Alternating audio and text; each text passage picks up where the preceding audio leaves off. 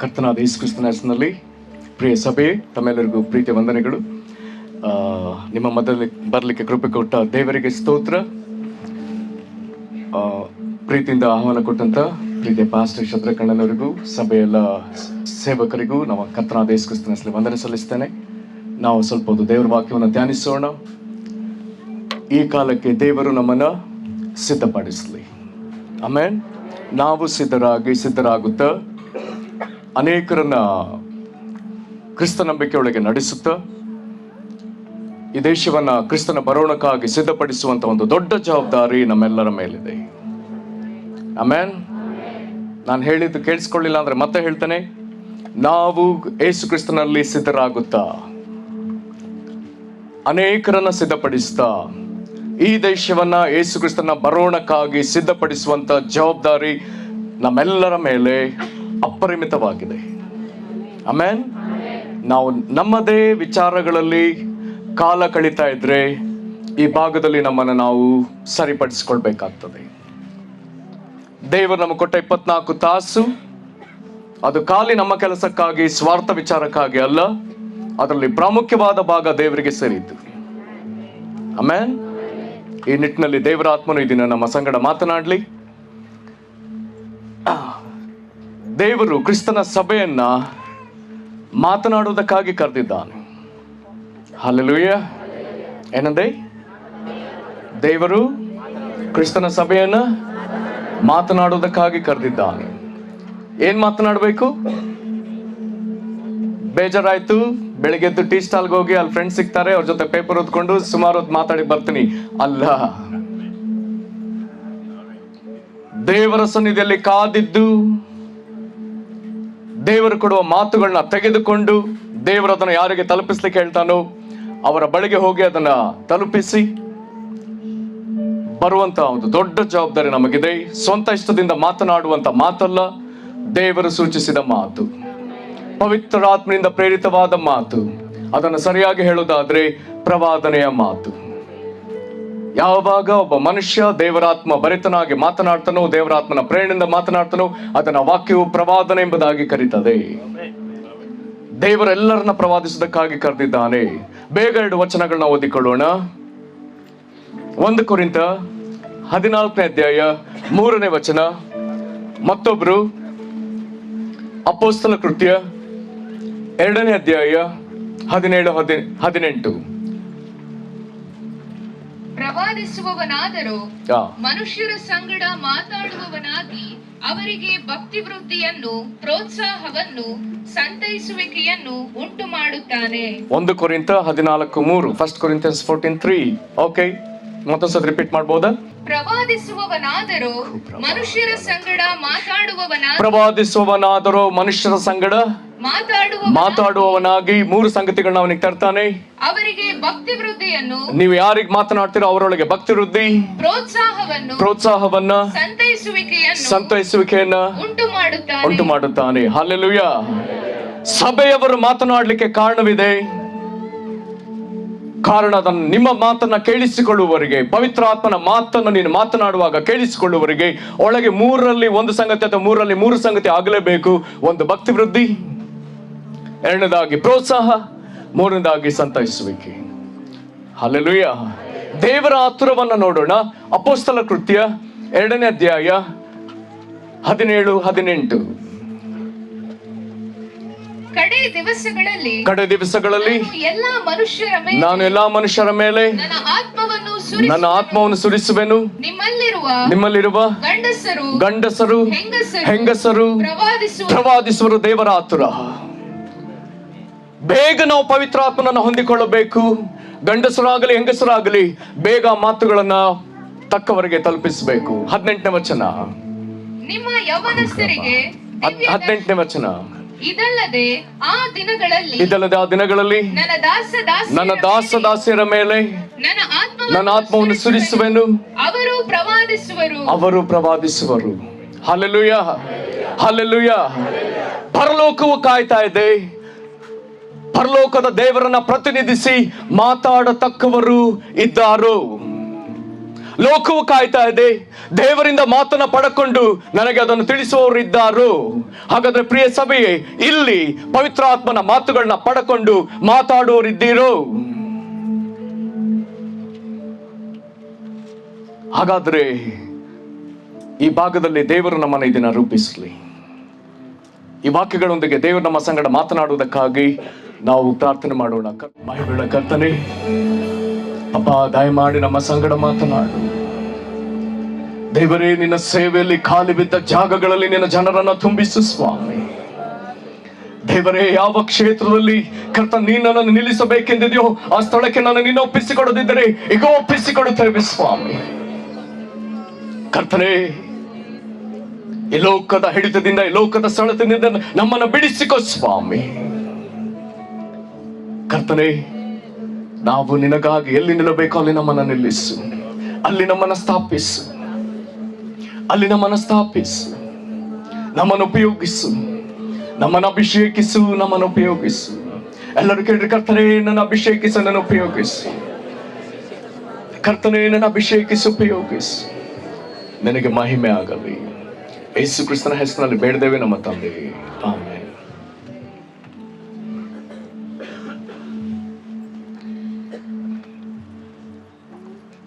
ಈ ದೇಶದ ಜನರಿಗೆ ರಾಜಕಾರಣಿಗಳ ಮಾತುಗಳಿಂದ ಯಾವ ಸಮಾಧಾನ, ಸಾಂತ್ವನ ಸಿಗ್ತಾ ಇಲ್ಲ. ಈ ದೇಶದ ಜನರಿಗೆ ಮಿಕ್ಕ ಯಾವ ಶಾಸ್ತ್ರಗಳಿಂದ ಅಥವಾ ಯಾವ ಜ್ಞಾನದಿಂದ ಸಮಾಧಾನ ಸಿಗ್ತಾ ಇಲ್ಲ. ತಾಯಿಯಿಂದ ಬೇರ್ಪಟ್ಟ ಮಗು ತಾಯಿ ಸಿಕ್ಕುವ ತನಕ ಚಡಪಡಿಸುವಂತೆ, ರೋಧಿಸುವಂತೆ ನನ್ನ ಜನರಿಗೆ ಆ ಜನರ ಅಂದ್ರೆ ನಮ್ಮ ಸೃಷ್ಟಿಕರ್ತನು ಸಿಕ್ಕುವ ತನಕ ಜನರು ಸಮಾಧಾನ ಹೊಂದಲಿಕ್ಕೆ ಸಾಧ್ಯವಿಲ್ಲ. ಆತನ ಮಾತುಗಳನ್ನ ತಿಳಿಸುವ ಜನರ ಅವಶ್ಯವಿದ್ದಾರೆ. ಅಪೊಸ್ತಲ ಕೃತ್ಯದಲ್ಲಿ ವಾಕ್ಯಕ್ಕೆ ಯಾವ ಪ್ರಾಧಾನ್ಯತೆ ಕೊಟ್ಟು ವಾಕ್ಯವನ್ನ ಏನ್ ಮಾಡಿದ್ರು ಎಂಬುದನ್ನ ದಯಮಾಡಿ ನೋಡೋಣ. ಕೆಲವಾರು ವಚನಗಳೊಂದಿಗೆ ಬರೋಣ. ನನ್ನೊಂದಿಗೆ ವೇಗ ಬರ್ರಿ. ಅಪೊಸ್ತಲ ಕೃತ್ಯ 6ನೇ ಅಧ್ಯಾಯ 7ನೇ ವಚನ. ಅಪೊಸ್ತಲ ಕೃತ್ಯ 6ನೇ ಅಧ್ಯಾಯ 7ನೇ ವಚನ. ಮತ್ತು ದೇವರ ವಾಕ್ಯವು ಪ್ರಬಲವಾಯಿತು. ಹಲ್ಲೆಲೂಯ. 12:24. ಆದರೆ ದೇವರ ವಾಕ್ಯವು ಹಬ್ಬಿ ಹೆಚ್ಚುತ್ತಾ ಬಂತು. ಎಲ್ಲರೂ ಹೇಳ್ರಿ, ಮೊದಲು ದೇವರ ವಾಕ್ಯವು ಪ್ರಬಲವಾಯಿತು, ದೇವರ ವಾಕ್ಯವು ಹಬ್ಬಿ ಹೆಚ್ಚುತ್ತಾ ಬಂತು. 19:20. ಈ ರೀತಿಯಾಗಿ ಕರ್ತನ ವಾಕ್ಯವು ಬಹಳವಾಗಿ ಹೆಚ್ಚುತ್ತಾ ಪ್ರಬಲವಾಯಿತು. ಎಲ್ಲರೂ ಹೇಳ್ರಿ, ಈ ರೀತಿ ಕರ್ತನ ವಾಕ್ಯವು ಬಹಳವಾಗಿ ಹೆಚ್ಚುತ್ತಾ ಪ್ರಬಲವಾಯಿತು. ಹಲ್ಲೆಲೂಯ. ಹೇಗಿದು? ಸರಳವಾಗಿ ಅರ್ಥ ಮಾಡ್ಕೊಳ್ಳಿಕ್ಕೆ ನಮ್ಮ ಬಳಿ ಇರುವಂತಹ ಉದಾಹರಣೆ 6:7 ಏನಿದೆ? ದೇವರ ವಾಕ್ಯ ಪ್ರಬಲವಾಯಿತು. ಓಕೆ, ಇದಕ್ಕೆ ಬನ್ನಿ. 12:24 ಏನ್ ಹೇಳ್ತದೆ? ದೇವರ ವಾಕ್ಯವು ಹಬ್ಬಿ ಹೆಚ್ಚುತ್ತಾ ಬಂತು.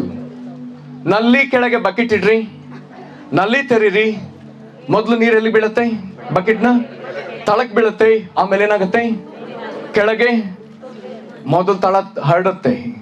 ಹರಡಿದ ಮೇಲೂ ನೀರ್ ಬೀಳ್ತಾ ಇದ್ರೆ ನೀರೇನಾಗತ್ತೆ? ಹೆಚ್ಚುತ್ತಾ ಬರುತ್ತೆ. ಅಲ್ಲಿಂದ ಹೆಚ್ಚಿ ಬಕೆಟ್ ತುಂಬ ಹೋದ್ರೆ ಏನಾಗುತ್ತೆ? ಹೊರಗದು ಹರಿಲಿಕ್ಕೆ ಆರಂಭವಾಗುತ್ತೆ, ಪ್ರಬಲವಾಗುತ್ತೆ. ಅದು ಪ್ರವಾಹವಾಗಿ ಹೊರಗೆ ಬರ್ತದೆ. ಹಲ್ಲೆಲೂಯ. ಅಪೊಸ್ತಲರ ಕೃತ್ಯದಲ್ಲಿ ದೇವ ಜನರು ವಾಕ್ಯವನ್ನ ವಿಪರೀತವಾಗಿ ಮಾತನಾಡಿದ್ರಿಂದ ಅವರು ಪಟ್ಟಣವನ್ನ ದೇವರ ವಾಕ್ಯದಿಂದ ತುಂಬಿಸ್ತಾ ಬಂದಿದ್ದಾರೆ. ಹಲ್ಲೆಲೂಯ. ಖಂಡಿತ ಅವರ ಸಾಧನೆಗೆ ಒಂದು ಒಳ್ಳೆ ಚಪ್ಪಾಳೆ ಕೊಡೋಣ. ಹಾಗಿದ್ದರೆ ನಮ್ಮ ಕಾಲದಲ್ಲಿ, ನಮ್ಮ ವಾತಾವರಣದಲ್ಲಿ ಏನ್ ತುಂಬಿದೆ? ಟಿವಿ ತರಂಗಗಳಲ್ಲಿ, ಬೇರೆ ಬೇರೆ ಚಾನೆಲ್ಗಳಲ್ಲಿ ಬರುವಂತ ಆ ಮಾತುಗಳೇ ತುಂಬಿದೆ. ವಿಪರೀತ ಫೋನ್ ಕಾನ್ವರ್ಸೇಷನ್ ಇರೋದ್ರಿಂದ ನಿಮ್ಮ ಮಾತುಗಳೇ ವಾತಾವರಣದಲ್ಲಿ ತುಂಬಿದೆ. ಅಥವಾ ಮಾಟಗಾರರು ಅಥವಾ ಕೆಲವು ಶಪಿಸುವವರು ಇರೋದ್ರಿಂದ ಅವರು ಶಪಿಸಿದ ಮಾತುಗಳು ತುಂಬ್ತಾ ಇದೆ. ಎಲ್ಲೋ ಕೆಲವು ದೇವ ಜನರು ದೇವರ ವಾಕ್ಯ ಮಾತನಾಡೋದ್ರಿಂದ ಅವರ ನಿಮಿತ್ತ ಸ್ವಲ್ಪ ದೇವರ ವಾಕ್ಯವೂ ಇದೆ. ಆದ್ರೆ ಅಪೊಸ್ತಲರ ಕಾಲದಲ್ಲಿ ವಾಕ್ಯ ನಂಬಿದವರೆಲ್ಲರೂ ಅವರೆಲ್ಲೆಲ್ಲೂ ವಾಕ್ಯ ಮಾತನಾಡಿದ್ರಿಂದ ವಾತಾವರಣದಲ್ಲೆಲ್ಲ ತುಂಬಿದ್ದು ದೇವರ ವಾಕ್ಯ, ಬೀದಿ ಬೀದಿಗಳಲ್ಲಿ ತುಂಬಿದ್ದು ದೇವರ ವಾಕ್ಯ, ಮನೆ ಮನೆಗಳಲ್ಲಿ ತುಂಬಿದ್ದು ದೇವರ ವಾಕ್ಯ. ಹಾಗಾದ್ರೆ ವಾಕ್ಯವನ್ನು ಮಾತನಾಡುವವರ ಸಂಖ್ಯೆ ಹೆಚ್ಚಿತ್ತು. ಇದನ್ನು ಕೇಳುವಾಗ ನಾವೆಲ್ಲರೂ ಪ್ರಾರ್ಥಿಸೋಣ, ದೇವರೇ, ನನಗೆ ನನ್ನ ಕಾಲದಲ್ಲಿ ಇದು ಬೇಕು, ನನ್ನನ್ನು ನಿನ್ನ ವಾಕ್ಯವನ್ನ ಹೆಚ್ಚಿಸುವುದಕ್ಕಾಗಿ ಉಪಯೋಗಿಸಿ. ಬಾಯ್ ಬಿಟ್ಟು ಹೇಳ್ರಿ, ದೇವರೇ, ಈ ಕಾಲದಲ್ಲಿ ನನಗಿದು ಬೇಕು, ನನ್ನನ್ನು ವಾಕ್ಯವನ್ನ ಹಬ್ಬಿಸುವುದಕ್ಕಾಗಿ, ವಾಕ್ಯವನ್ನ ಸಾರುವುದಕ್ಕಾಗಿ ನನ್ನ ಬಾಯನ್ನು ಉಪಯೋಗಿಸಪ್ಪ, ನನ್ನನ್ನು ಉಪಯೋಗಿಸು ಕರ್ತನೆ.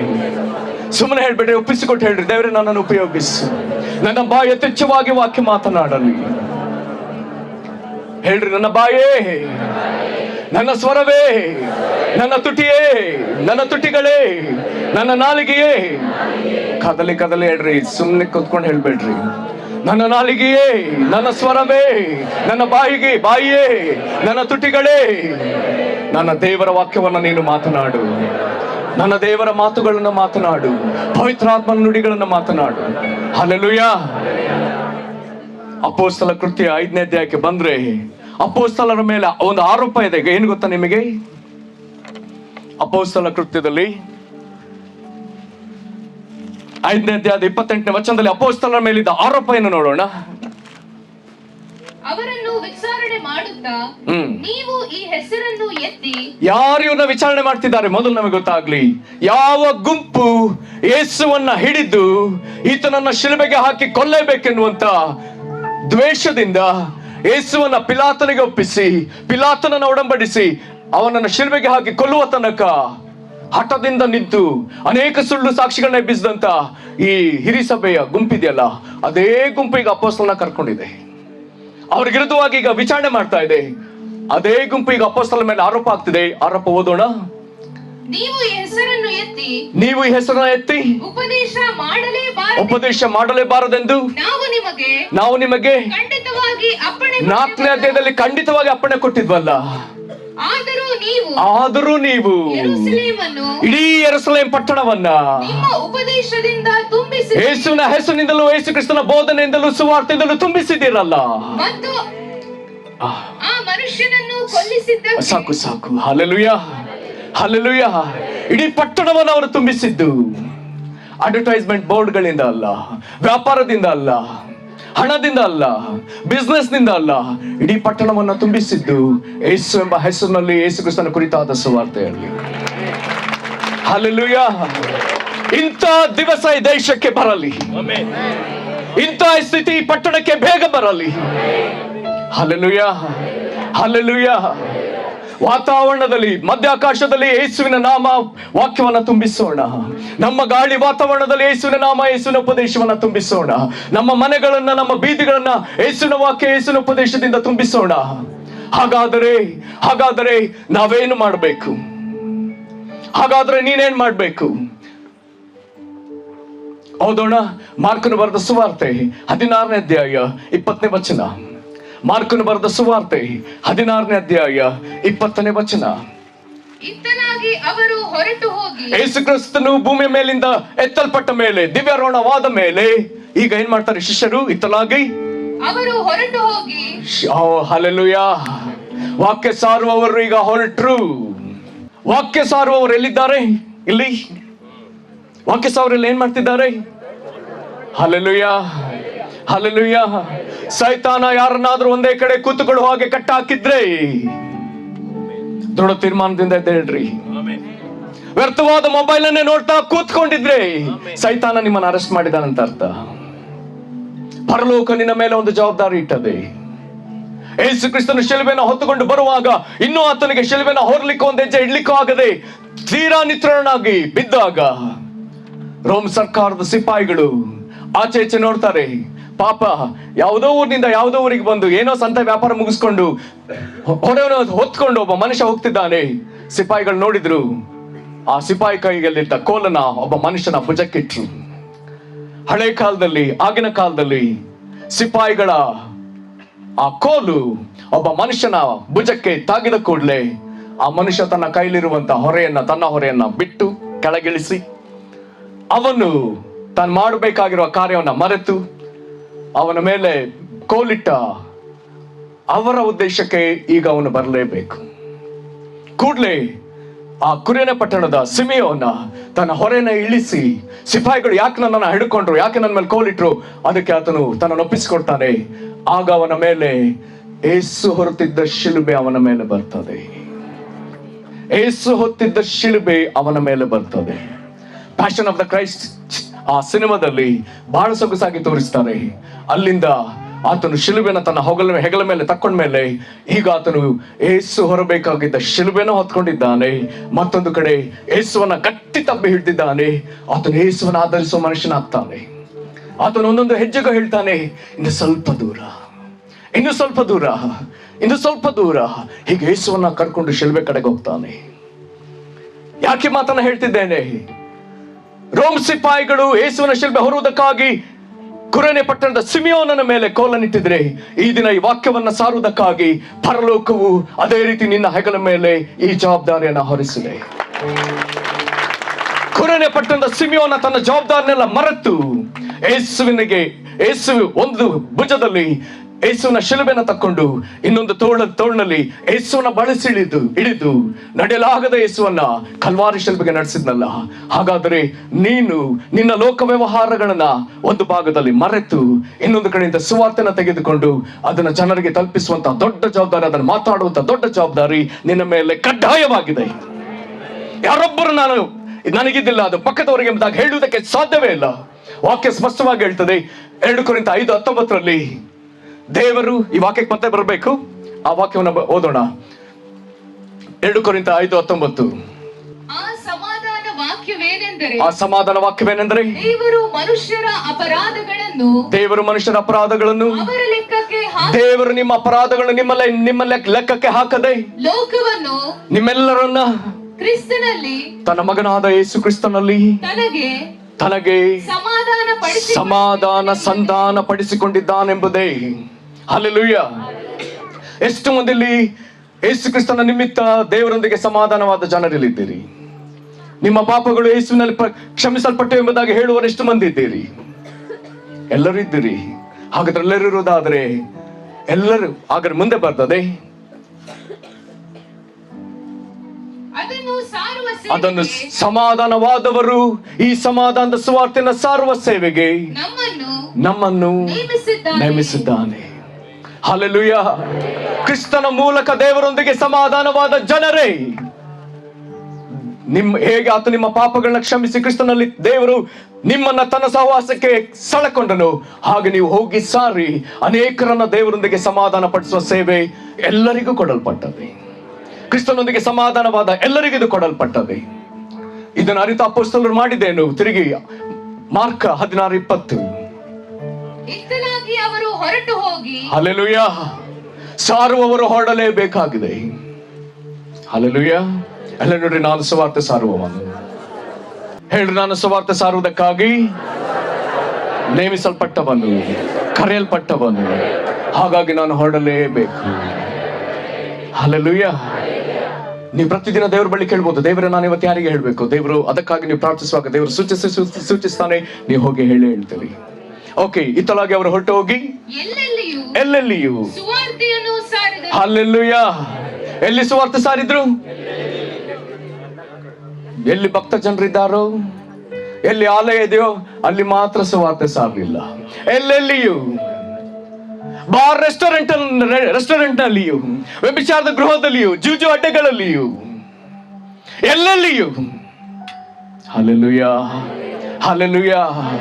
ಸುವಾರ್ತೆ ಎಲ್ಲೆಲ್ಲೂ ನುಗ್ಗಲೇಬೇಕಾಗಿದೆ. ಸುವಾರ್ತೆ ಎಲ್ಲೆಲ್ಲೂ ನುಗ್ಗಲೇಬೇಕಾಗಿದೆ. ದೇವರ ಬಳಿ ಕೇಳ್ರಿ, ಪರಲೋಕ ತಂದೆಯೇ, ಸುವಾರ್ತೆನ ಎಲ್ಲಾ ದಿಕ್ಕುಗಳಲ್ಲಿ, ಎಲ್ಲಾ ಬೀದಿಗಳಲ್ಲಿ, ಎಲ್ಲಾ ಸಂದುಗಳಲ್ಲಿ ನುಗ್ಗಿಸುವಂತ ಈ ಸವಾಲಿನ ಜೀವಿತ ನನಗೆ ಕೊಡಪ್ಪ. ಅಂಗೀಕರಿಸ್ರಿ ಯವನಸ್ಥರೇ, ನಿಮ್ಮ ಸಾಧನೆ ಇವುಗಳಲ್ಲಿರಲಿ. ಅಂಗೀಕರಿಸ್ರಿ, ಪ್ರಾರ್ಥಿಸ್ರಿ. ದೇವರ ನನ್ನ ಮೂಲಕ ಸುವಾರ್ತೆ ಎಲ್ಲೆಲ್ಲೂ ನುಗ್ಗಲಿ. ಚೆನ್ನಾಗಿ ಪ್ರಾರ್ಥಿಸ್ರಿ, ಬಾಯಿ ತೆರೆದು ಪ್ರಾರ್ಥಿಸ್ರಿ, ಆಸಕ್ತಿಯಿಂದ ಪ್ರಾರ್ಥಿಸ್ರಿ. ಖೂರ ಬಹಲ್ಮನ ಶಖೂರ. ಕರ್ತನೇ, ನಿನ್ನ ಸುವಾರ್ತೆ ನನ್ನಿಂದ ಎಲ್ಲೆಲ್ಲೂ ಸಾಗಲಿ.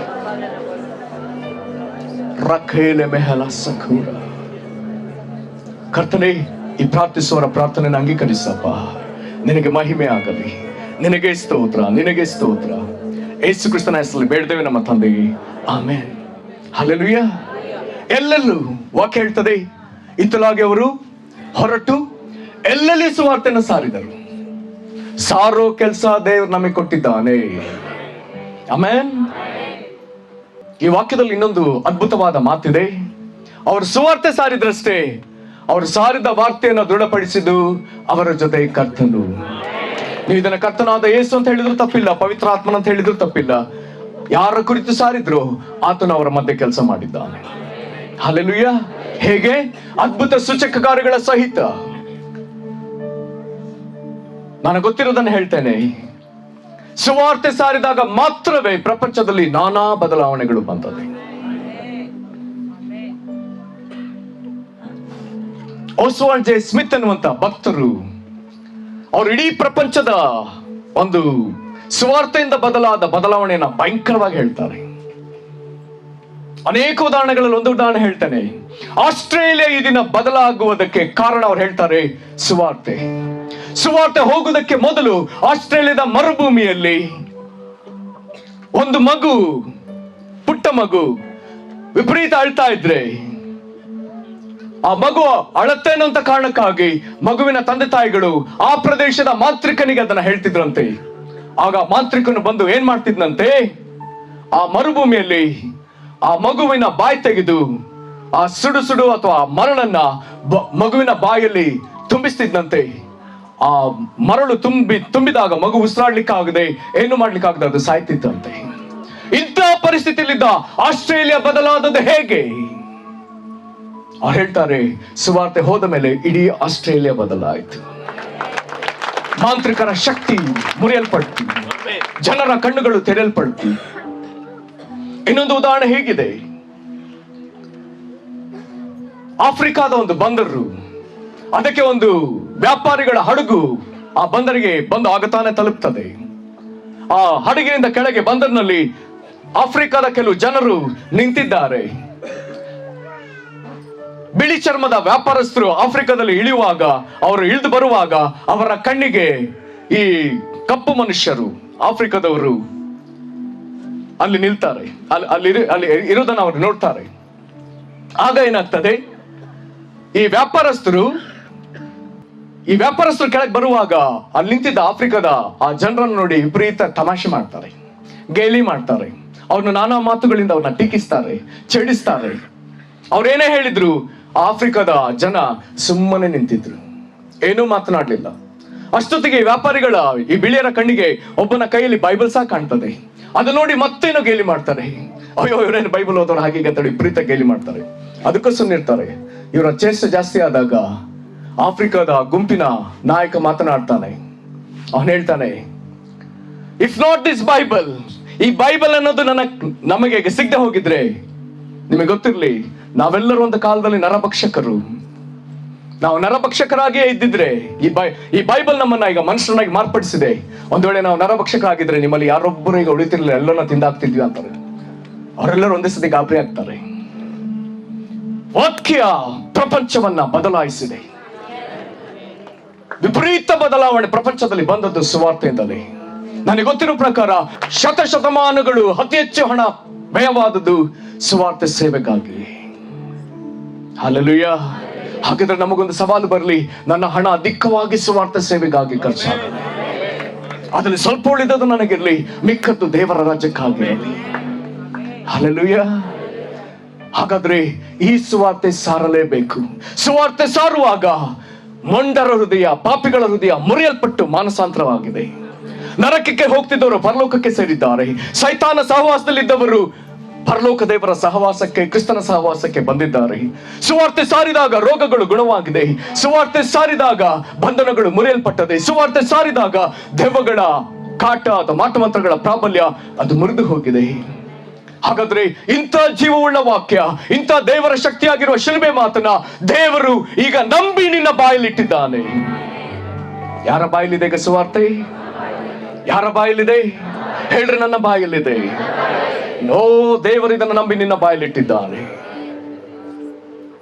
ಒಬ್ಬ ಬಿಸ್ನೆಸ್ ಮ್ಯಾನ್ ಅಥವಾ ಒಬ್ಬ ಹಣವಂತ ಒಬ್ಬ ಬಿಸ್ನೆಸ್ ಮ್ಯಾನ್ಗೆ ನೀ ಹಣವನ್ನು ತಕ್ಕೊಂಡು ನಿನ್ನ ಬಿಸ್ನೆಸ್ಗೆ ಇದನ್ನು ಉಪಯೋಗಿಸಬಹುದಾಗಿ ತನ್ನ ಹಣವನ್ನು ಅವನನ್ನು ನಂಬಿಕೊಟ್ಟ ವಿಧದಲ್ಲಿ ದೇವರೀಗ ತನ್ನ ರಾಜ್ಯದ ಕಾರ್ಯಗಳು ನೆರವೇರುವುದಕ್ಕಾಗಿ ನಿನ್ನನ್ನು ನಂಬಿ ನಿನ್ನ ಬಾಯೊಳಗೆ ತನ್ನ ಜೀವವುಳ್ಳ ಮಾತುಗಳನ್ನಿಟ್ಟಿದ್ದಾನೆ. Hallelujah, hallelujah. ಇದನ್ನ ಅರಿತುಕೊಂಡವರು ಈ ಸರ್ವ ಸೇವೆಯನ್ನ ಸಾಧಾರಣ ಮಟ್ಟದಲ್ಲಿ ಮಾಡಲಿಲ್ಲ, ಆಲಸ್ಯತನದಿಂದ ಸೋಮಾರಿತನದಿಂದ ಮಾಡಲಿಲ್ಲ, ಬಹಳ ಜವಾಬ್ದಾರಿಯುತವಾಗಿ ವೇಗವಾಗಿ ಮಾಡಿದ್ದಾರೆ. ಇಂಥದಕ್ಕೆ ಒಂದು ಆಶ್ಚರ್ಯವಾದ ವಚನ ಅಪೊಸ್ತಲರ ಕೃತ್ಯ 8ನೇ ಅಧ್ಯಾಯ 4ನೇ ವಚನ. ಅಪೊಸ್ತಲರ ಕೃತ್ಯ 8:4. ಚದುರಿ ಹೋದವರು ಅಲ್ಲಲ್ಲಿ ಹೋಗಿ ಸುವಾರ್ಥ ವಾಕ್ಯವನ್ನು ಸಾರುತ್ತಿದ್ದರು. ಹಲ್ಲೆಲೂಯಾ. ಎಲ್ಲರೂ ಹೇಳ್ರಿ, ಚದರಿ ಹೋದವರು ಅಲ್ಲಲ್ಲಿ ಹೋಗಿ ಸುವಾರ್ಥ ವಾಕ್ಯವನ್ನು ಸಾರುತ್ತಿದ್ದರು. ಎಲ್ಲ ಹೇಳ್ರಿ, ಚದರಿ ಹೋದವರು ಅಲ್ಲಲ್ಲಿ ಹೋಗಿ ಸುವಾರ್ಥ ವಾಕ್ಯವನ್ನು ಸಾರುತ್ತಿದ್ದರು.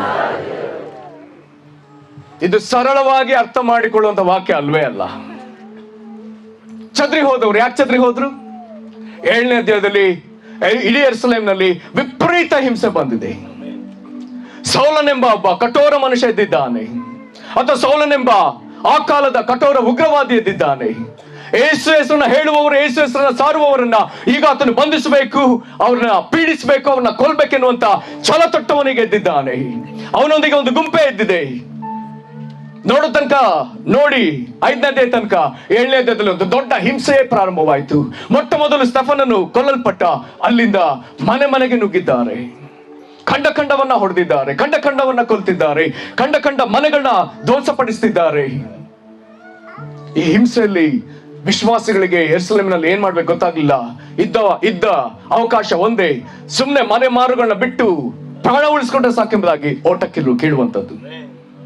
ಇಲ್ಲಿ ಆಶ್ಚರ್ಯ, ಒಂದು ವೇಳೆ ನನ್ನ ಗ್ರಹಿಕೆ ಸರಿದ್ರೆ ಗಂಡ ಪ್ರಾಣ ತಪ್ಪಿಸ್ಕೊಳ್ಳೋದಕ್ಕಾಗಿ ಓಡುವಾಗ ಹೆಂಡತಿನ ಕರ್ಕೊಂಡು ಹೋದ್ನೋ ಬಿಟ್ನೋ ಗೊತ್ತಿಲ್ಲ, ಮಕ್ಕಳನ್ನ ಕರ್ಕೊಂಡು ಹೋದ್ನೋ ಬಿಟ್ನೋ ಗೊತ್ತಿಲ್ಲ.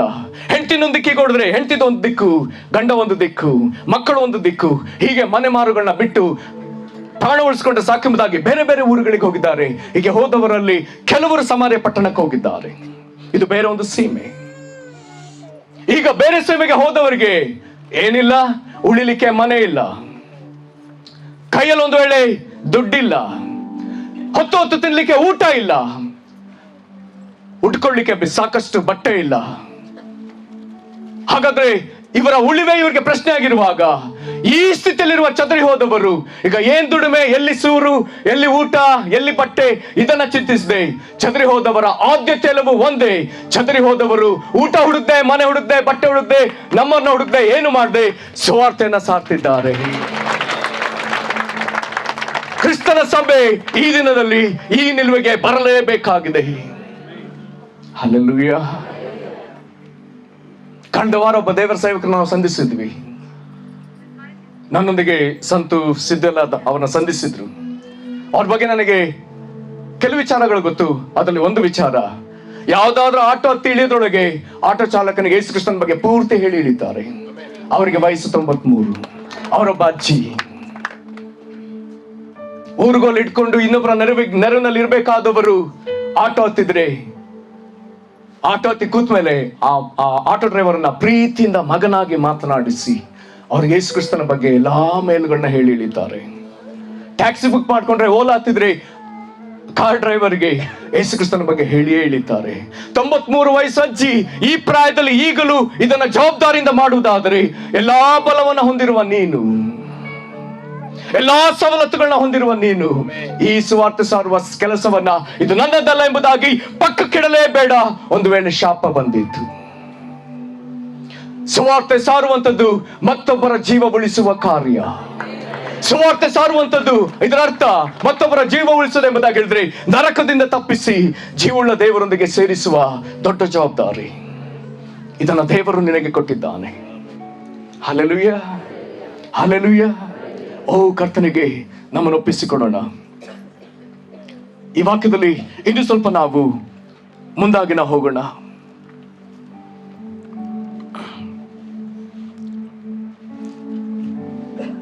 ವಾಕ್ಯ ಹೇಳ್ತದೆ, ಫಿಲಿಪ್ಪನು ಸಮಾರ್ಯವೆಂಬ ಪಟ್ಟಣಕ್ಕೆ ಹೋಗಿ ಕ್ರಿಸ್ತನನ್ನು ಅಲ್ಲಿರುವವರಿಗೆ ಪ್ರಕಟಿಸಿದನು. ಹಲ್ಲೆಲೂಯಾ. ಸಭೆಯೊಳಗೆ ಪರಿಚಯ ಕೆಲಸ ಮಾಡ್ತಿದ್ದ ಅವನು. ಹಣ ಎಣಿಸ್ಬೇಕು, ಅದನ್ನು ಸರಿಯಾಗಿ ವಿತರಿಸಬೇಕು, ಅದನ್ನ ಮೇಲೆ ಗುಡ್ಸೋದು, ಪಡಿಸೋದು, ಊಟ ಬಡಿಸೋದು, ಅಡಿಗೆ ಮಾಡೋದು, ಇಂಥ ಕೆಲಸ ಮಾಡೋತಪ್ಪ ಅವನು. ಹಿಂಸೆಯಲ್ಲಿ ಆತನು ಓಡಿ ಹೋಗ್ತಾನೆ. ಅದನ್ನು ಓಡಿ ಹೋದ್ಮೇಲೆ ಅಲ್ಲಿಗ ಏನ್ ಕೆಲಸ ಅಂತ ಹುಡುಕ್ತಿಲ್ಲ, ಬದಲಾಗಿ ಅವನು ಪ್ರಬಲವಾಗಿ ಸುವಾರ್ತೆ ಸಾರಿದ್ದಾನೆ. ಅಪೊಸ್ತಲರ ಕೃತ್ಯ ಓದುತ್ತಿದ್ದ ಹಾಗೆ ಒಬ್ಬ ಪ್ರಬಲ ಸುವಾರ್ತಿಕನನ್ನು ನಾವು ಕಾಣುವಂಥದ್ದು ಫಿಲಿಪ್ಪನೇ. ಇಡೀ ಪಟ್ಟಣವನ್ನೇ ಕ್ರಿಸ್ತನ ಕಡೆಗೆ ಸೆಳೆದಂತ ಒಬ್ಬ ಮಹಾನ್ ಸುವಾರ್ತಿಕ. ಇಲ್ಲಿ ನಾನು ಸ್ವಲ್ಪ ಈ ಭಾಗದಲ್ಲಿ ಈ ಸುವಾರ್ತೆಗೆ ನಾನು ಸಿದ್ಧನಾಗೋದು ಹೇಗೆ ನಾನು ಮಾತನಾಡಲೇಬೇಕಾಗ್ತದೆ. Amen, amen. ಈ ಸುವಾರ್ತೆಯ ಕುರಿತು ಅಪೊಸ್ತಲರ ಕೃತ್ಯದಲ್ಲಿ ಪರಲೋಕವು ಈ ರೀತಿಯಾಗಿ ಹೇಳ್ತದೆ. ಇಲ್ಲೇನಾಗಿದೆ, ಸುವಾರ್ತೆ ಸಾರುತ್ತಿದ್ದ ಅಪೊಸ್ತಲರೆಲ್ಲರನ್ನ ಸೆರೆಮನೆಯಲ್ಲಿ ಹಾಕಿದ್ದಾರೆ. ಅವ್ರು ರಾತ್ರಿ ಎಲ್ಲ ಸೆರೆಮನೆಯಲ್ಲಿ ಕಳೆದಿದ್ದಾರೆ. ಬೆಳಗ್ಗೆ ಏನೋ ಒಂದು ವಿಚಿತ್ರ ನಡೀತು. ಏನಾಯ್ತು ಅಂತ ಹೇಳಿದ್ರೆ, ಪರಲೋಕವು ಸೆರೆಮನೆ ಒಳಗೆ ಬಂತು. ಅದರರ್ಥ ಪರಲೋಕದ ದೇವದೂತ ಸೆರೆಮನೆ ಒಳಗೆ ಬಂದು ಅಷ್ಟೋ ಜನರನ್ನ ಹೊರಗೆ ಬಿಟ್ಟ. ಆಮೇಲೆ ಸೆರೆಮನೆಯಲ್ಲಿ ಅವ್ರು ಇದ್ದಾರೆ ಅಂತ ನೋಡಿದ್ರೆ ಎಲ್ಲಾ ಬಾಗಿಲು ಮುಚ್ಚಿದೆ, ಎಲ್ಲಾ ಬೇಗವೂ ಹಾಕಿದೆ. ಆದ್ರೆ ಇವ್ರು ಮಾತ್ರ ಹೊರಗಿದ್ದಾರೆ. ಎಲ್ಲಿದ್ದಾರೆ ಅಂತಾನೆ ಗೊತ್ತಿಲ್ಲ. ಆದ್ರೆ ಅವನ ಹೊರತಂದ ದೇವದೂತ ಏನ್ ಹೇಳ್ತಾನೆ, ಅಥವಾ ಪರಲೋಕವು ಅವರಿಗೆ ಏನನ್ನ ಹೇಳ್ತು ನೋಡೋಣ. ಅಪೊಸ್ತಲರ ಕೃತ್ಯ 5ನೇ ಅಧ್ಯಾಯ 20ನೇ ವಚನ. ಅಪೊಸ್ತಲರ ಕೃತ್ಯ 5:20. ನೀವು ಹೋಗಿ ದೇವಾಲಯದಲ್ಲಿ ನಿಂತುಕೊಂಡು ಈ ಜೀವವಾಕ್ಯಗಳನ್ನೆಲ್ಲ ಹಲ್ಲೆಲೂಯಾ, ಹಲ್ಲೆಲೂಯಾ. ಸುವಾರ್ತೆ ಸಾರುವವರೇ, ನೀವು ಮಾತನಾಡುವಂತ ಮಾತು ಒಣ ಮಾತಲ್ಲ, ಹರಟೆ ಮಾತಲ್ಲ, ನಿಮ್ಮ ಹೆಚ್ಚಳಿಕೆ ಮಾತಲ್ಲ, ರಾಜಕಾರಣಿಗಳು ಕೊಚ್ಚಿಕೊಂಡು ಮಾತನಾಡ್ತಾರಲ್ಲ ಅಂತ ಮಾತಲ್ಲ, ಸುಳ್ಳು ಮಾತಲ್ಲ. ಇದು ದೇವರ ಜೀವವನ್ನ ಹರಿಸುವ ಮಾತು. ಪರಲೋಕದ ದೇವದೂತನೇ ಹೇಳ್ತಿದ್ದಾನೆ, ಈ ಸಜೀವವಾದ ಮಾತನ್ನ ನೀವು ಹೋಗಿ ಸಾರ್ರಿ. ಈ ಅಪ್ಪಣೆ ನಿಮಗಿದೆ. Hallelujah, hallelujah. ನಮಗಿಲ್ಲಿ ಇನ್ನೊಂದು ಗೊತ್ತಾಗ್ಬೇಕು. ಅಪೊಸ್ತಲರ ಕೃತ್ಯ 10ನೇ ಅಧ್ಯಾಯಕ್ಕೆ ಬಂದ್ರೆ ಅಲ್ಲಿ ನಮಗೆ ಸ್ಪಷ್ಟವಾಗಿ ಅರ್ಥವಾಗ್ತದೆ, ಸುವಾರ್ತೆ ಸಾರುವ ಕೆಲಸ ದೇವದೂತರದಲ್ಲ, ಸುವಾರ್ತೆ ಸಾರುವ ಕೆಲಸ ಮನುಷ್ಯರಾದ ನಮ್ಮದು. ಹಲ್ಲೆಲೂಯಾ. ಅಲ್ಲೊಂದು ಬಹಳ ವಿಚಿತ್ರವಾದ ಸನ್ನಿವೇಶ ಇದೆ. ಅಲ್ಲಿ ಒಬ್ಬ ಕೊರ್ನೇಲಿ ಎನ್ನುವಂತ ಒಬ್ಬ ಮಿಲಿಟರಿ ಅಧಿಕಾರಿ ಇದ್ದಾನೆ. ಅವನೇನು ಯಹೂದ್ಯನ ಅಲ್ಲ, ಯೇಸುವನ್ನ ನಂಬಿದವನು ಅಲ್ಲ. ಆದ್ರೂ ಆತನಿಗೆ ದೇವರಲ್ಲಿ ಭಯಭಕ್ತಿ, ಪ್ರತಿನಿತ್ಯ ಕ್ರಮವಾಗಿ ಪ್ರಾರ್ಥಿಸುವವನು, ದಾನ ಧರ್ಮ ಮಾಡುವವನು, ಕುಟುಂಬ ಸಹಿತವಾಗಿ ದೇವರಲ್ಲಿ ಭಯಭಕ್ತಿ ಉಳ್ಳವನು. ಎಲ್ಲವೂ ಚೆನ್ನಾಗಿದೆ. ಒಮ್ಮೆ ಆ ರೀತಿ ಆತನು ಪ್ರಾರ್ಥಿಸ್ತಿರುವಾಗ ಅಚಾನಕ್ ಏನಾಗ್ತದೆ, ದೇವದೂತನ ಆತನಿಗೆ ದರ್ಶನ ಕೊಡ್ತಾನೆ. ಹಾಗಾದ್ರೆ ದೇವದೂತನ ದರ್ಶನ ಪಡೆಯುವಷ್ಟು ಭಕ್ತನು. ಹಾಗಾದ್ರೆ ದೇವದೂತನ ಯಾವ ಕಾರಣಕ್ಕೆ ದರ್ಶನ ಕೊಟ್ಟ? ದೇವದೂತನ ದರ್ಶನ ಕೊಟ್ಟದ್ದು ಯಾಕೆ ಅಂತ ಹೇಳಿದ್ರೆ, ನೀನು ಯೊಪ್ಪ ಎನ್ನುವಂತ ಊರಿನಲ್ಲಿ ಚರ್ಮಕಾರನಾದ ಸಿಮೆಯೋನನ ಮನೆಯಲ್ಲಿ, ಅಲ್ಲಿ ಇನ್ನೊಬ್ಬ ಸಿಮೆಯೋನ ಇದ್ದಾನೆ, ಸಿಮೋನಾದ ಪೇತ್ರ, ನೀನು ಅವನನ್ನ ಕರೆಸಿಕೊಂಡು ಅವನು ಹೇಳುವ ಸುವಾರ್ತೆಯನ್ನ ಸಾರು. ಹಾಗಾದ್ರೆ ನಮ್ಗೆ ಇಲ್ಲಿ ಮನದಟ್ಟಾಗಲಿ, ಪರಲೋಕದಿಂದ ದೇವದೂತನ ಅಲ್ಲಿಂದ ಇಲ್ಲಿಗೆ ಇಳಿದು ಬಂದು ಅವನಿಗೆ ದರ್ಶನ ಕೊಟ್ಟು ಅವನ ಪಕ್ಕದಲ್ಲಿ ನಿಂತು ಸುವಾರ್ತೆ ಸಾರಲೇ ಇಲ್ಲ. ಆದ್ರೆ ಸುವಾರ್ತೆ ಸಾರುವವನ್ನ ಕರೆಸಿಕೊಂಡು ಸುವಾರ್ತೆಯನ್ನ ಕೇಳಿ ಯೇಸುವನ್ನ ನಂಬುವಂತ ಹೇಳುವುದಕ್ಕಾಗಿ ದೇವದೂತನ ಬಂದನೆ ಹೊರತು ಸಾರುವುದಕ್ಕಾಗಿ ಬರಲಿಲ್ಲ. ಹಾಗಾದ್ರೆ ಕೂಡಲೇ ಆತನು ತನ್ನ ಆಳುಗಳನ್ನ ಕರೆದು ಯಪ್ಪಕ್ಕೆ ಕಳಿಸ್ತಾನೆ. ಯಪ್ಪ ಹಳೆ ಹೆಸರು ಅಥವಾ ಜಪ್ಪ, ಈಗಿನ ಹೆಸರು ಯಪ್ಪಕ್ಕೆ ನೀವು ಹಾಗಾಗಿ ನ್ಯೂಸ್ ನಲ್ಲಿ ಈಗ ಕೇಳ್ತೀರಿ ಟೆಲ್ ಅವೀವ್. ಎಷ್ಟು ಜನ ಕೇಳಿಸ್ಕೊಂಡಿದ್ರಿ? ಇದು ಇಸ್ರೇಲ್ ದೇಶದ ಕಮರ್ಷಿಯಲ್ ಸಿಟಿ. ನಮ್ಮ ದೇಶಕ್ಕೆ ಬಾಂಬೆ ಹೇಗುವಾಗ ಹತ್ರ. ಅಲ್ಲಿ ಬೈಬಲ್ ನಲ್ಲಿ ಈ ಯಪ್ಪದಲ್ಲಿ ಅನೇಕ ಘಟನೆಗಳಾಗಿದೆ. ಹಾಗಾದ್ರೆ ಇಲ್ಲಿ ಸಮುದ್ರ ತೀರದ ಒಂದು ಮನೆಯಲ್ಲಿ, ಚರ್ಮಕಾರನಾದ ಸಿಮೋನನ ಮನೆಯಲ್ಲಿ ಸುವಾರ್ತೆ ಸಾರುವಂತ ಪ್ರಬಲ ಸುವಾರ್ತಿಕ ಪೇತ್ರನಿದ್ದಾನೆ. ಇವರು ಈ 3 ಜನ ಆಳುಗಳು ಬರೋದ್ರೊಳಗೆ ಈಗ ದೇವರು ಹೇಳ್ತಾನೆ, ನೀನು ಒಂದು ದರ್ಶನ ತೋರಿಸಿ ಆ ದರ್ಶನದ ವಿವರಣೆಯನ್ನು ದೇವರು ಆತನಿಗೆ ಕೊಟ್ಟು ನಿನ್ನನ್ನು ಬಂದು ಕರೀತಿದ್ದಾರಲ್ಲ ಅವ್ರ ಜೊತೆ ಹೋಗಿ ನೀನಲ್ಲಿ ಸುವಾರ್ತೆ ಸಾರು. Hallelujah, hallelujah. ಕರ್ತನಲ್ಲಿ ಪ್ರೀತಿಯುಳ್ಳ ದೇವ ಜನರೇ, ಇಲ್ಲಿ ನಮಗೆ ಮನದಟ್ಟಾಗಲಿ, ಯಾರೋ ಸುವಾರ್ತೆ ಸಾರ್ಲಿ ಎನ್ನುವಂತ ಮನಸ್ಸನ್ನ ನಿಮ್ಮಿಂದ ತೆಗೆದು ಹಾಕ್ರಿ. ದೇವರೇ ಮಾಡ್ಲಿ ಅನ್ನುವಂತ ಮನಸ್ಸನ್ನ ನಿಮ್ಮಿಂದ ತೆಗೆದು ಹಾಕ್ರಿ. ದೇವದೂತನ ಸಾರ್ಲಿಕ್ಕೆ ಸಾಧ್ಯವಿಲ್ಲ. ಸುವಾರ್ತೆಯನ್ನು ಸಾರಬೇಕಾದದ್ದು ಯಾರು? ಅದನ್ನು ಹೊಂದಿದವನೇ ಅದನ್ನು ಸಾರಬೇಕು. ಅದನ್ನು ಹೊಂದಿರುವ ನೀನೇ ಅದನ್ನು ಸಾರಬೇಕು. ಹಲ್ಲೆಲೂಯಾ. ನಾನು ಮುಂದಿನ ಭಾಗಕ್ಕೆ, ಕೊನೆಯ ಭಾಗಕ್ಕೆ ಹೋಗುವುದಕ್ಕೆ ಮೊದಲು ಇನ್ನೊಂದು ಪ್ರಾಮುಖ್ಯವಾದ ಭಾಗವನ್ನ ಮಾತನಾಡ್ತಾನೆ. ಎಷ್ಟು ಜನಕ್ಕೆ ಆರಾಧನೆ ಇಷ್ಟ? ಯಾಕಿಷ್ಟ?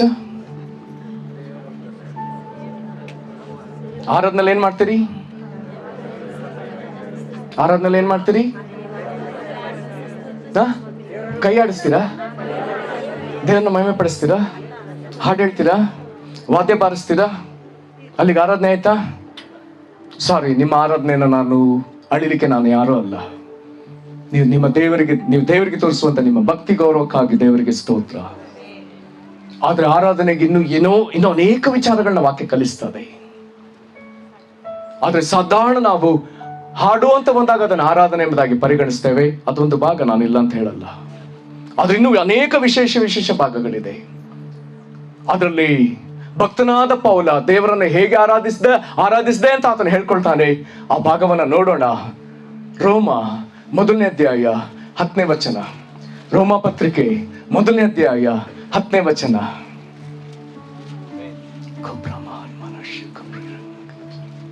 ನಾನು ಪ್ರಾರ್ಥನೆ ಮಾಡುವಾಗೆಲ್ಲ ತಪ್ಪದೆ ನಿಮಗೋಸ್ಕರ ವಿಜ್ಞಾಪನೆ ಮಾಡಿ ಇನ್ನು ಮೇಲೆಯಾದರೂ ನಿಮ್ಮ ಬಳಿಗೆ ಬರುವುದಕ್ಕೆ ದೇವರ ಚಿತ್ತದಿಂದ ನನಗೆ ಹೇಗೂ ಅನುಕೂಲವಾಗಬೇಕೆಂದು ಬೇಡಿಕೊಳ್ಳುತ್ತೇನೆ.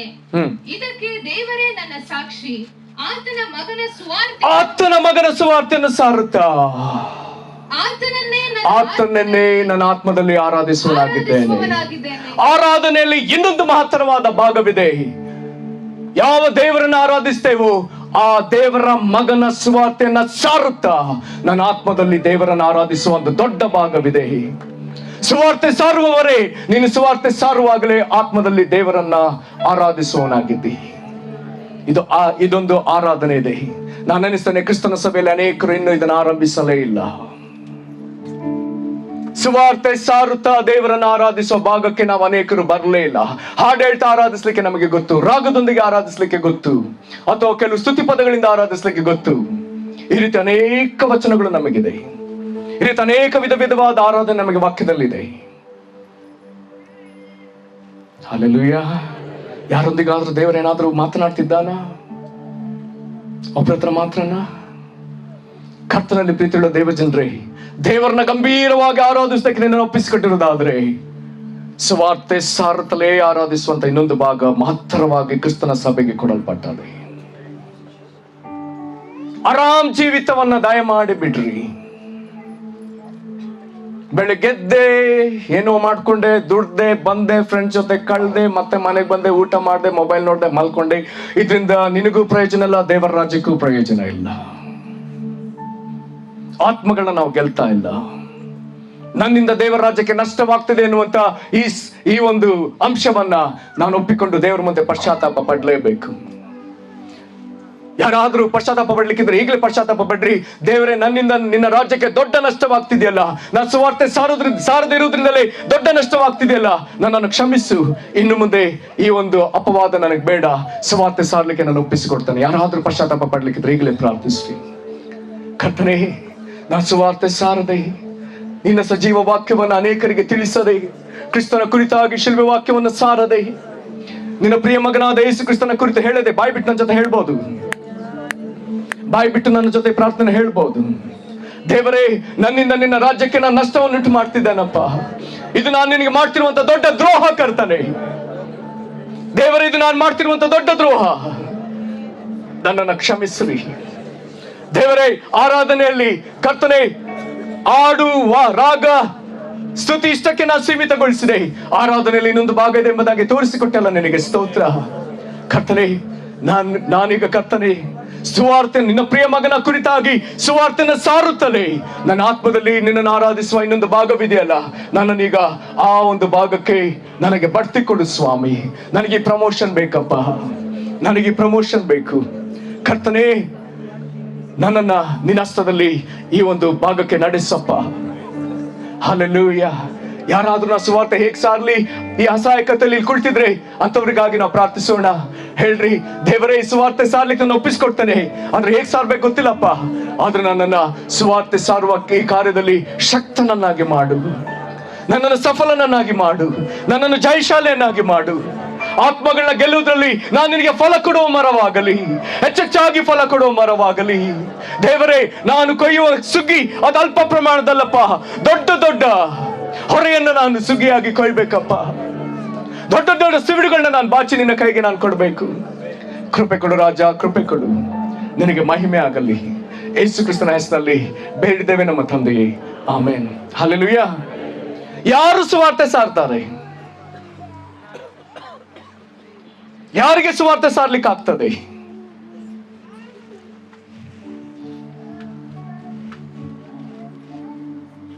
ಇದಕ್ಕೆ ಒಂದು ಅದ್ಭುತವಾದ ವಾಕ್ಯ ಓದೋಣ. ಕೀರ್ತನೆ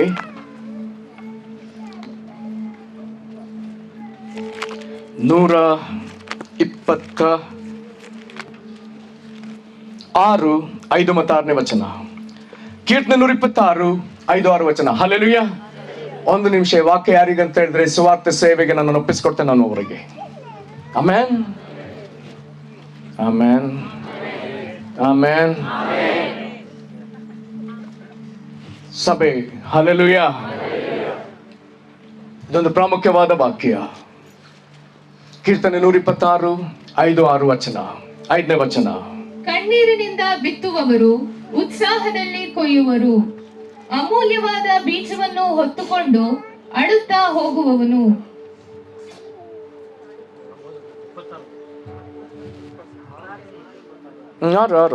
ತನ್ನ ಸಿಗುಡುಗಳನ್ನು ತರುವವನಾಗಿ ನಿಸ್ಸಂದೇಹವಾಗಿ ಉತ್ಸಾಹ ಧ್ವನಿಯಿಂದ ತಿರುಗಿ ಬರುವನು. ಬೈಬಲ್ ಸೊಸೈಟಿ ಬೈಬಲ್ ಇಂದ ಓದ್ರಿ ಪ್ಲೀಸ್.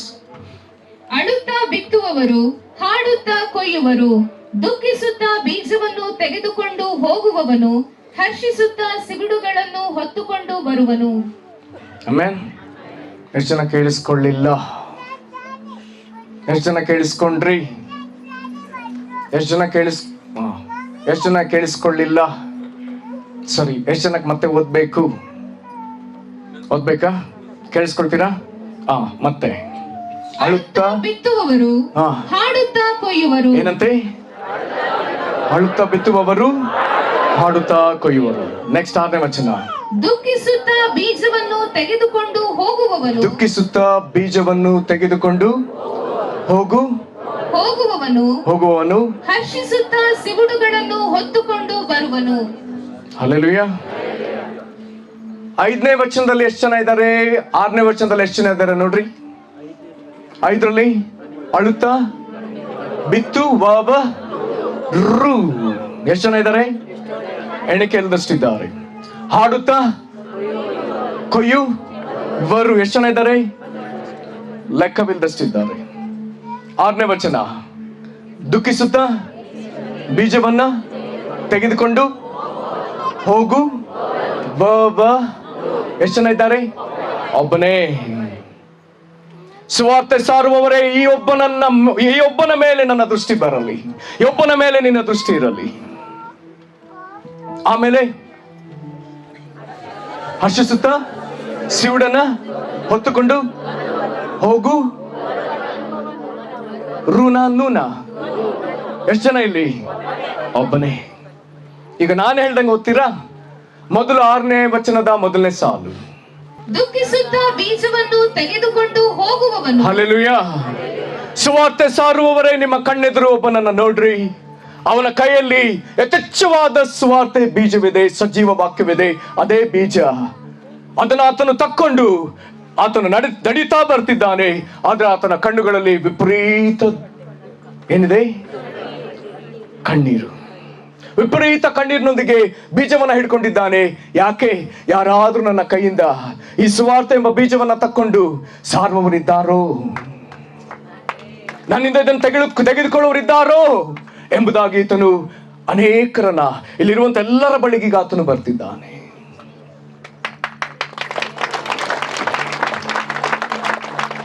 ಅದನ್ನ ನಿನ್ನ ಕಣ್ಣು ಕಂಡಿತು. ಅದನ್ನು ನಿನ್ನ ಕಣ್ಣು ಕಂಡಾಗ ನೀನು ಸಹ ಹೇಗೆ ಬಂದೆ? 5ನೇ ವಚನದ ಮೊದಲನೇ ಸಾಲು. ಅಳುತ್ತಾ ಬಿತ್ತುವವರು, ಆಗ ನೀನು ದುಃಖಿಸುತ್ತಾ ಬೀಜವನ್ನ ಹಿಡ್ಕೊಂಡು ಬಂದವನನ್ನ ನೋಡಿ ನಿನ್ನ ಕಣ್ಣುಗಳಲ್ಲಿಯೂ ನಿನಗೂ ಅಳು ಆರಂಭವಾಯಿತು. ನೀನು ಅವನೊಂದಿಗೆ ಅಳುತ್ತಾ ಇದ್ದಿ. ಬೀಜವನ್ನ ಹಿಡ್ಕೊಂಡು ಆತನ ಕಣ್ಣುಗಳಲ್ಲಿ ದುಃಖ. ಈಗ ಬೀಜವನ್ನ ಪಡ್ಕೊಳ್ಳುವುದಕ್ಕೆ ಬಂದು ಅದನ್ನ ಸಾರುವವನ ಹೃದಯದಲ್ಲಿಯೂ ದುಃಖ. ಹಾಗಾದರೆ ವಾಕ್ಯ ಸಾರುವ ಭಾಗದಲ್ಲಿ, ವಾಕ್ಯವನ್ನ ತೆಗೆದುಕೊಳ್ಳುವ ಭಾಗ, ವಾಕ್ಯವನ್ನು ಸಾರುವ ಭಾಗದಲ್ಲಿ ವಿಪರೀತ ರೋದನೆ ಇದೆ. ದೇವರೇ, ಈ ಮಗನು ರಕ್ಷಿಸಲ್ಪಡಲಿ, ಈ ಕೇರಿಯ ಜನರು ರಕ್ಷಿಸಲ್ಪಡಲಿ, ಈ ಪಟ್ಟಣದ ಜನರು ರಕ್ಷಿಸಲ್ಪಡಲಿ, ಈ ಜನ ರಕ್ಷಣೆ ಹೊಂದಲೇಬೇಕಪ್ಪ. ಕಲ್ವಾರಿ ಶಿಲುಬೆಯಲ್ಲಿ ಇವರಿಗಾಗಿ ನೀನು ಯಜ್ಞ ಬಲಿ ಆಗಿ ನೀನು ಇವರಿಗಾಗಿ ರಕ್ತ ಸುರಿಸಿ ಕೊಂಡುಕೊಂಡಿಯಲ್ಲ. ಈ ಜನ ಇನ್ನು ಸೈತಾನ ವಶದಲ್ಲಿರಬಾರದು, ನಿನ್ನ ವಶವಾಗಬೇಕಲ್ಲಪ್ಪ. ರಕ್ಷಿಸಪ್ಪ, ರಕ್ಷಿಸಬುದ್ಧ ಎಂಬುದಾಗಿ ಅಳುತ್ತಾ ಅಳುತ್ತಾ ಬೀಜವನ್ನ ತೆಗೆದುಕೊಂಡು ಅಳುತ್ತಾ ಸಾರುವವರು. ಈ ದಿನ ಬರ್ತಾನೆ, ಸ್ವಾಮಿನ ಸ್ವಲ್ಪ ಸುವಾರ್ಥ ಬೀಜವನ್ನು ಕೊಡು, ಇವತ್ತು ನಾನು ಸಾರ್ತನೆ. ಅಳುತ್ತಾ ನಾನು ಬಿತ್ತಿ ಮತ್ತೆ ಮರುದಿನ ಬಂದೆ, ಸ್ವಾಮಿ ಇನ್ನೂ ಕೊಡು, ಇನ್ನೂ ಹೆಚ್ಚಾಗಿ ನಾನು ಸಾರ್ತನೆ ಅನ್ನುವವನೇ. ಇವನೇ ಅಳುತ್ತಾ ಬಿತ್ತುವವನು. ಈ ಗುಂಪೆ ಅಳುತ್ತಾ ಬಿತ್ತುವವರ ಗುಂಪು. ಹಲ್ಲೆಲೂಯಾ.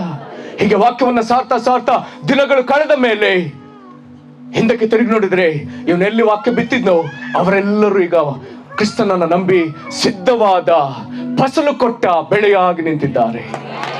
ಹಲ್ಲೆಲೂಯಾ. ಈಗ ಆತನು ಏನ್ ಮಾಡ್ತಾನೆ? 5ನೇ ವಚನದ 2ನೇ ಸಾಲು. ಹಾಡುತ್ತಾ ಕೊಯ್ಯುವರು. ಅಳುತ್ತಾ ಬಿತ್ತಿದ ಆತ್ಮಗಳಿಗಾಗಿ ಆದ್ರೆ ಈಗ ಹಿಂದೆ ತಿರುಗಿ ನೋಡಿದ್ರೆ ಅವರೆಲ್ಲರ ರಕ್ಷಣೆ ಹೊಂದಿದ್ದಾನಲ್ಲ. ಓಡಿ ಹೋದ, ಎಲ್ಲರನ್ನ ಸೇರಿಸಿಕೊಂಡ.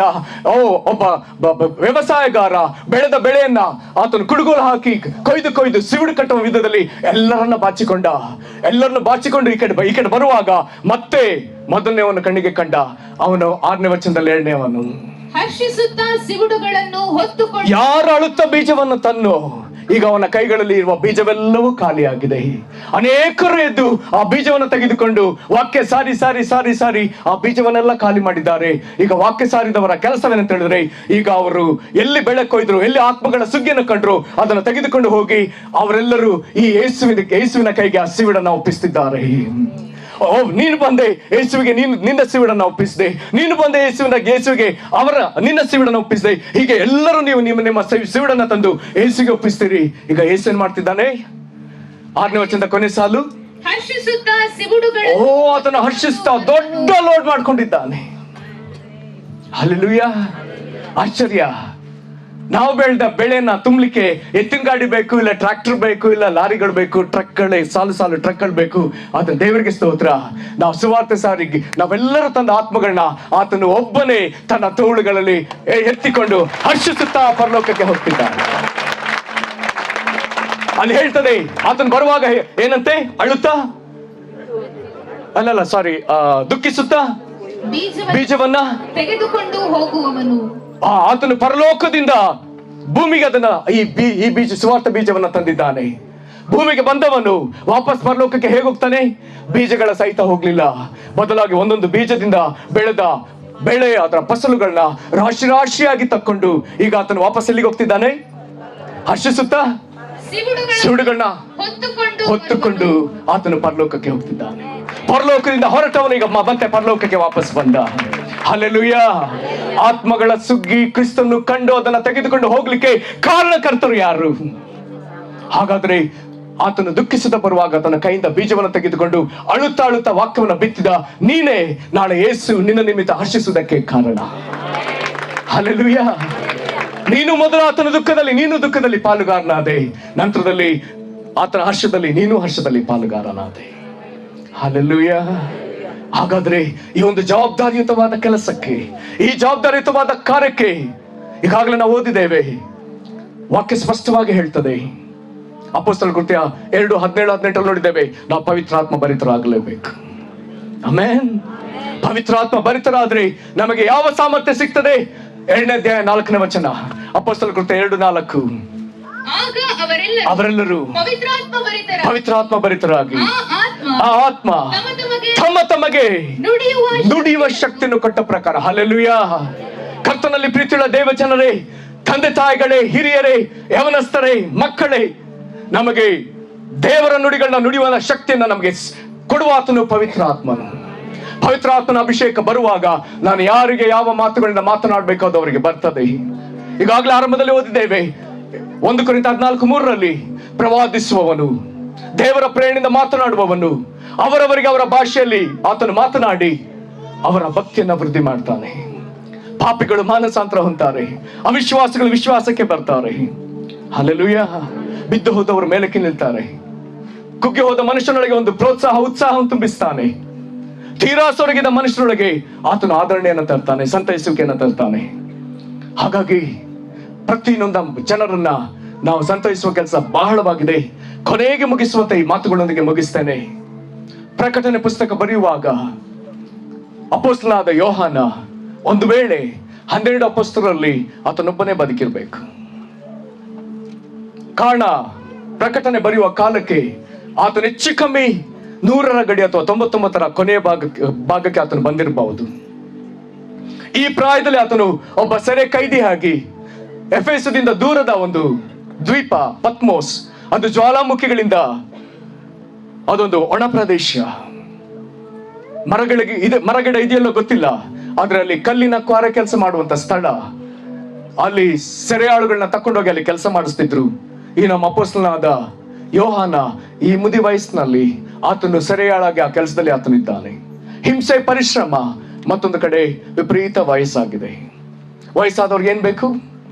ಎಲ್ಲೋ ಒಂದ್ ಕಡೆ ವಿಶ್ರಾಂತಿ ಬೇಕು. ಆದ್ರೆ ಹಿಂಸೆಯ ನಡುವೆ, ಕಠಿಣ ಪರಿಶ್ರಮಗಳ ನಡುವೆ ಈ ನಮ್ಮ ಯೋಹಾನ ವಿಶ್ರಾಂತಿ ತೆಗೆದುಕೊಳ್ಳದೆ ಪ್ರಕಟಣೆ 1ನೇ ಅಧ್ಯಾಯದ 9ನೇ ವಚನದಲ್ಲಿ ಆತನು ಹೇಳ್ತಾನೆ, ಆತನು ಯಾವುದೋ ಒಂದು ಕಾರ್ಯಕ್ಕಾಗಿ ಕಾದಿದ್ದಂತೆ, 2 ಕಾರ್ಯಕ್ಕಾಗಿ. ಯಾವತ್ತಕ್ಕಾಗಿ ಹೇಳ್ತಾನೆ? ನಿಮ್ಮ ಸಹೋದರನು ಯೇಸುವಿನ ನಿಮಿತ್ತ ಹಿಂಸೆಯಲ್ಲಿಯೂ ರಾಜ್ಯದಲ್ಲಿಯೂ ತಾಳ್ಮೆಯಲ್ಲಿಯೂ ನಿಮ್ಮೊಂದಿಗೆ ಪಾಲುಗಾರನು ಆಗಿರುವ ಯೋಹಾನನೆಂಬ ನಾನು ದೇವರ ವಾಕ್ಯಕ್ಕೋಸ್ಕರವೂ ಯೇಸುವಿನ ವಿಷಯವಾದ ಸಾಕ್ಷಿಗೋಸ್ಕರವೂ ಪತ್ಮೋಸ್ ದ್ವೀಪದಲ್ಲಿ ಕಾಯುತ್ತಾ ಇದ್ದೆನು. 99 ವಯಸ್ಸಿನ ಅಥವಾ 100ರ ಗಡಿಗೆ ಬಂದ ಈ ಅಪೊಸ್ತಲ, ವೃದ್ಧನಾದ ಅಪೊಸ್ತಲ, ಹಿಂಸೆಯ ನಡುವೆ ಇರುವ ಅಪೊಸ್ತಲ, ಕಠಿಣ ಪರಿಶ್ರಮಗಳ ನಡುವೆ ಇರುವ ಅಪೊಸ್ತಲ, ಹೊತ್ತಿಗೆ ಊಟ ಮಾಡಿದ್ನೆಲ್ಲ ಗೊತ್ತಿಲ್ಲ, ಊಟಕ್ಕಾಗಿ ಕಾಯ್ತಿಲ್ಲ, ಬಿಡುಗಡೆ ಆದ್ರೆ ಸಾಕೊಂಬುದಾಗಿ ಕಾಯ್ತಿಲ್ಲ, ಬದಲಾಗಿ ಎಲ್ಲಾ ಪರಿಸ್ಥಿತಿಯ ನಡುವೆ ಆತನು ದೇವರ ವಾಕ್ಯಕ್ಕಾಗಿ ಕಾಯ್ತಿದ್ದಾನೆ.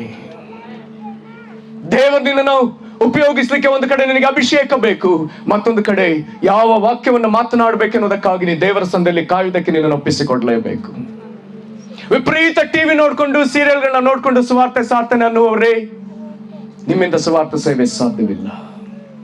ಮೊಬೈಲ್ಗಳಲ್ಲಿ ವ್ಯರ್ಥವಾದ ಕಾರ್ಯಗಳನ್ನ, ಹರಟೆಗಳನ್ನ, ಜೋಕ್ಗಳನ್ನ ನೋಡ್ಕೊಂಡು ಅವುಗಳನ್ನ ತುಂಬಿಸಿಕೊಂಡು ಸುವಾರ್ತೆ ಸಾರಲಿಕ್ಕೆ ಅಂತವರಿಂದಲೂ ಸಾಧ್ಯವಿಲ್ಲ. ಕರ್ತನ ಸಹವಾಸಕ್ಕೆ ಬಾ. ಹಲ್ಲೆಲೂಯಾ. ನಿನಗಾಗಿ ನಿನ್ನ ಬಾಯಿಂದ ದೇವರ ಆತ್ಮನ ನುಡಿಗಳನ್ನ ಕೇಳುವುದಕ್ಕಾಗಿ ದೊಡ್ಡ ಜನಕೂಟ ಕಾಯ್ತಾ ಇದೆ. ಸಮೀಪದಲ್ಲಿ ಅನೇಕರನ್ನು ದೇವರು ಸ್ಪರ್ಶಿಸಿದ ಒಂದು ಮಾತು, ನಿನವೇ ನಿನಗಾಗಿ ಕಾಯ್ತಾ ಇದೆ. ಯೋನ ತಪ್ಪಿಸಿಕೊಂಡು ಓಡಿದ್ರು, ದೇವರವನನ್ನ ಬಿಡ್ಲಿಲ್ಲ.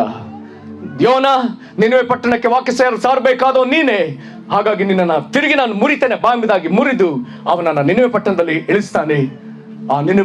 ಆ ಯೋನ ಪಶ್ಚಾತ್ತಾಪ ಹೃದಯದಿಂದ ಹೋಗಿ ವಾಕ್ಯ ಸಾರಿದಾಗ ಪಶ್ಚಾತ್ತಾಪ ಪಟ್ಟವನು ಇಡೀ ಪಟ್ಟಣಕ್ಕೆ ಪಶ್ಚಾತ್ತಾಪ ತರ್ತಾನೆ. ಏನಂದೆ? ಪಶ್ಚಾತ್ತಾಪ ಪಟ್ಟವನು ಆತನು ಪಶ್ಚಾತ್ತಾಪ ತರ್ತಾನೆ. ಹಾಗಾದ್ರೆ ಪಶ್ಚಾತ್ತಾಪ ಪಟ್ಟು ಜನರು ದೇವರ ಮುಂದೆ ಪಶ್ಚಾತ್ತಾಪ ಪಡಲೆಂಬುದಾಗಿ ನಿನ್ನನ್ನು ಒಪ್ಪಿಸಿಕೊಡು. ದೇವರೊಂದಿಗೆ ಸಮಾಧಾನವಾದ ನೀನು ಜನರನ್ನ ದೇವರೊಂದಿಗೆ ಸಮಾಧಾನ ಪಡಿಸುತ್ತೇನೆಂಬುದಾಗಿ ನೀನು ಹೊರಡು. ಇದಕ್ಕಾಗಿ ತಕ್ಕ ಸಿದ್ಧತೆಯನ್ನ ಈ ದಿನದಿಂದಲೇ ಆರಂಭಿಸು. ಸೈತಾನ್ ತರುವ ಡೈವರ್ಷನ್ಗಳನ್ನ, ಶೋಧನೆಗಳನ್ನ ತಳ್ಳಿಬಿಟ್ಟು ಕರ್ತನ ಕಾರ್ಯಕ್ಕಾಗಿ ಗಂಭೀರವಾಗಿ ನಿಲ್ಲು. ನಮ್ಮನ್ನು ಒಪ್ಪಿಸಿಕೊಟ್ಟು ನಾವು ಪ್ರಾರ್ಥಿಸೋಣ.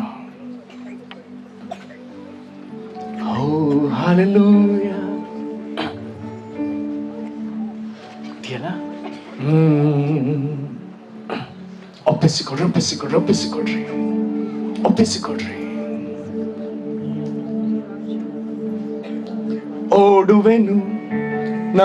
ಓಡುವೆನು ಯೇಸುವಿನ ಹಿಂದೆ ಓಡುವೆನು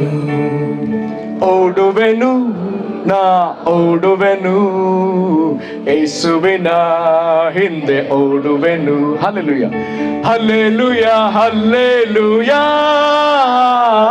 ಹಲ್ಲೆಲೂಯ ಹಲ್ಲೆಲೂಯ ಹಲ್ಲೆಲೂಯ ಹಲ್ಲೆಲೂಯ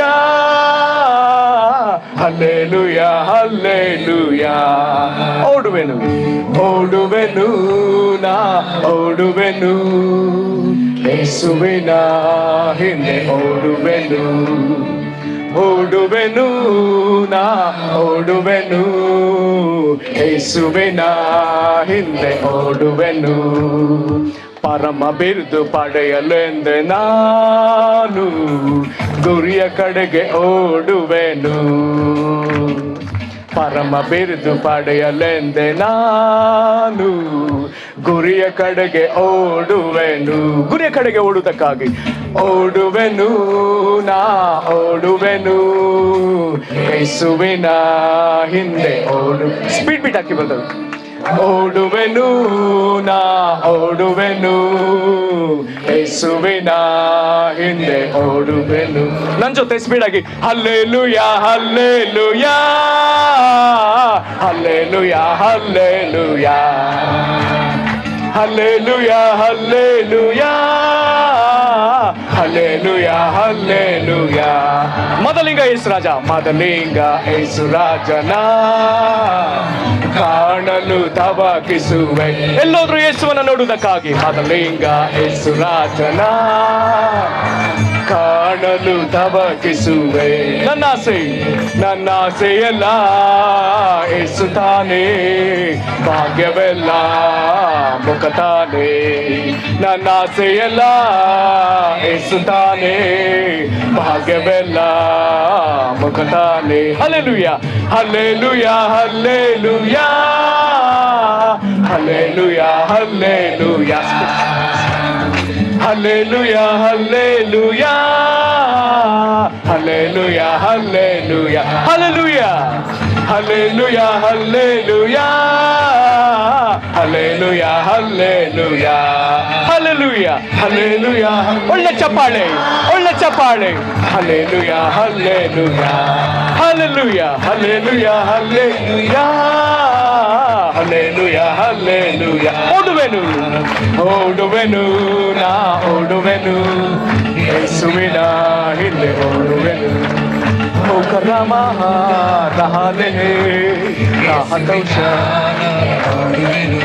ಮಹಿಮೆಯುಳ್ಳ ದೇವರೇ, ಈ ಮುಂಜಾನೆಯಲ್ಲಿ ಕರ್ತನೆ ನಿನ್ನ ವಾಕ್ಯವನ್ನು ನಮ್ಮ ಪಟ್ಟಣ ದೇಶದಲ್ಲಿ ತುಂಬಿಸುವುದಕ್ಕಾಗಿ ನಿನ್ನ ಸಂಗಡ ಮಾತನಾಡಿದ್ದಿ ಸ್ವಾಮಿ. ದೇವರೇ, ಈ ದೇಶದ ವಾತಾವರಣದಲ್ಲಿ ನಮ್ಮ ಪರಿಸರದಲ್ಲಿ ವ್ಯರ್ಥವಾಗಿರುವ ತುಂಬಿರುವಂತ ಮಾತುಗಳಿಗಿಂತ ಮಿಗಿಲಾಗಿ ನಿನ್ನ ವಾಕ್ಯವನ್ನು ತುಂಬಿಸುವಂತ ಈ ಘನವಾದ ಜವಾಬ್ದಾರಿಯನ್ನ ಕರ್ತನೆ ನಿನ್ನ ಸಭೆಯಾದ ನಮಗೆ ಕೊಟ್ಟಿರುವುದಕ್ಕಾಗಿ ಸ್ತೋತ್ರ. ಈ ಕಾರ್ಯದಲ್ಲಿ ಕರ್ತನೆ ನಾವೆಲ್ಲರೂ ನಮ್ಮನ್ನು ತೊಡಗಿಸಿಕೊಂಡು ಇದರಲ್ಲಿ ಯಶಸ್ಸು ಕಾಣುವುದಕ್ಕೆ ನಮ್ಮನ್ನು ಬಲಪಡಿಸಪ್ಪ ದೇವರ. ದಿನ ಇದಕ್ಕಾಗಿ ವಾಕ್ಯವನ್ನ ಕೇಳಿ ಯಾರ್ಯಾರು ಒಪ್ಪಿಸಿಕೊಟ್ರು ಇವರೆಲ್ಲರನ್ನ 100ಕ್ಕೆ 100ರಷ್ಟು ಶಕ್ತರನ್ನಾಗಿ ಅಭಿಷೇಕಿಸಿ, ಇದಕ್ಕೆ ಬೇಕಾದ ಅಭಿಷೇಕ ಕೊಡು, ಇದಕ್ಕೆ ಬೇಕಾದ ವಾಕ್ಯದ ಪ್ರಕಟಣೆನ ಇವರಿಗೆ ಅನುಗ್ರಹಿಸೋದನ್ನು ತುಂಬಿಸು ಸ್ವಾಮಿ. ನಿನ್ನ ಮಹಾಕೃಪೆಯಲ್ಲಿ ಇವರ ಓಟದಲ್ಲಿ ಯಶಸ್ಸು ಕಾಣುವಂತೆ, ಗುರಿ ತಲುಪುವಂತೆ, ಬಿರುದನ್ನ ಪಡಕೊಳ್ಳಿಕ್ಕಾಗುವಂತ ಕೃಪೆಯಿಂದ ತುಂಬಿಸು. ಹಾಗೆ ನೀನು ಮಾಡುವುದಕ್ಕಾಗಿ ಸ್ತೋತ್ರ. ಯೇಸು ಕ್ರಿಸ್ತನ ಹೆಸರಿನಲ್ಲಿ ಬೇಡಿದ್ದೇವೆ ನಮ್ಮ ತಂದೆಯೇ, ಆಮೆನ್. ಕರ್ತನ ನಿಮ್ಮನ್ನು ಆಶೀರ್ವದಿಸಲಿ. Thank you pastor.